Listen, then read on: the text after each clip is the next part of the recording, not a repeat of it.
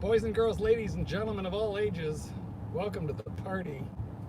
Something on my screen, I gotta get it going. There we go. Okay, so this is Mark from Mark Vlogs Watches, and some of you will be joining the room in time. Others of you will not be watching this live. You will see it after it is posted up to Facebook. This is just a quick, informal little live stream. Damashine, welcome. Indeed, finally, you are first. And a quick fist watch check, guys. I'm driving, but there you have it. It is the Rolex Submariner. So, what I want to talk about briefly is, an impression that apparently I cast in the Omega Seamaster video, which I also posted today. And what did I say? Something along the lines of Omega Seamaster, Brian is going to lose a lot of money. And it seems like, the first guy who said, gee, you were really mean to that guy, and plus what you really bagged on the Omega, well, I thought that guy was, crazy because I didn't see it. I didn't feel mean towards the guy, and I didn't feel like I bagged on the Omega. But then a few other people said the same thing, so heck, maybe I did. So I guess really all I want to do here is just quickly clarify a couple of quick things. So I love my subscribers, well, at least most of you. There's a couple of nutwads in the audience, mind you. But I'm so grateful that you guys are here and doing this with me. So that's something good, and especially the people who write to me. I mean, now mind you, occasionally the people that write to me have pulled some kind of knucklehead or boner move, and I have got to take them to task. But trust me, it's done in good humor and lovingly. And I never had any reader who I gave a hard time to, or any subscriber who I sort of chastised or spanked. I email all of those people after the video is done, send them a link, give them a couple words of encouragement, and I never had anybody upset with me. Everybody I've ever done this with or for was grateful that I answered the question, and they considered it a rite of passage and happy to get a little bit of spanking.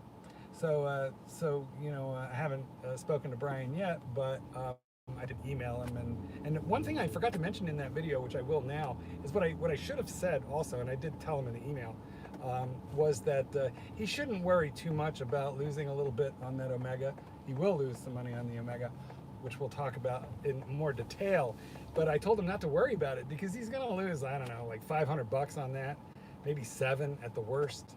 On the one hand, on the other hand, he got like the last native-born black Rolex GMT ever, and that's miraculous. So he will have gained thousands of dollars on that because he bought it at MSRP. His AD got it for him.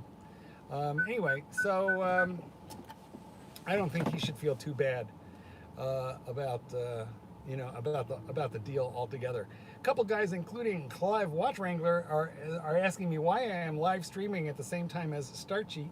Well, actually, I didn't know I was, because the Pontiff never tells you when he's going to go on.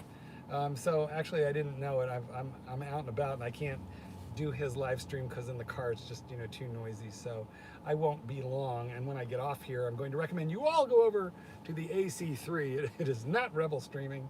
I didn't know he was on when I started streaming. So anyway, I just intended this to be a quickie anyway. And what I want to say is, if those of you who think that what I was doing was bagging on the on the Seamaster, well, I really wasn't, or at least let's just say that's not my intention.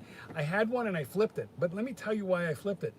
For me, it was not a bookmark watch. I liked it, and I think it's very good value for what it is. The problem that I had with it is, well, twofold. One, I ended up getting on the waiting list for Hulk, and I figured I better recuperate some money and pull in the horns. Can I say horns? Pull in the horns a little bit, so that I had some funds back in the bank, ready to, disperse to that Hulk if and when it ever comes in. Please, please, please. So there's that.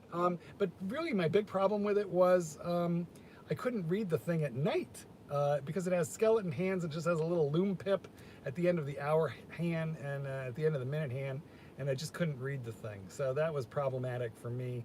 And that's why I flipped it. I called it a bookmark watch because that's what it was for Brian. Not for me, but for Brian. For those of you who have one and love it, good on you. It's a great watch. And if you're going to do a one and done watch, I think it offers exceptional value compared to the Submariner, which costs too much.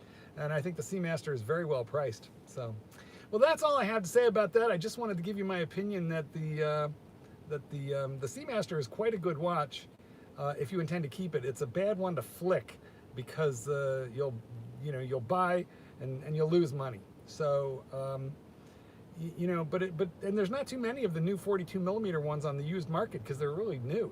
But like if you're a one and done kind of a watch guy, then I think it's a great watch. You can't go wrong. It's accurate. It was very accurate. It's accurate, more accurate than most Rolex, and it is more magnet proof than magnetic proof than most Rolexes are too. So it's an awesome watch. It's got a case. It's got a clear case back. Those of you who think you won't like the laser cut ceramic dial, I think you might. Especially if you get the black one, because that's kind of subtle. I had the chrome one and it was boom in your face. Okay guys, well I'm gonna get off so that everybody can go over to the Archie channel right now. I didn't know he was streaming and I think you should be over there. So I will meet you at Archie's place. Ciao. Now I gotta find the button. How do I get out of this? Here we go.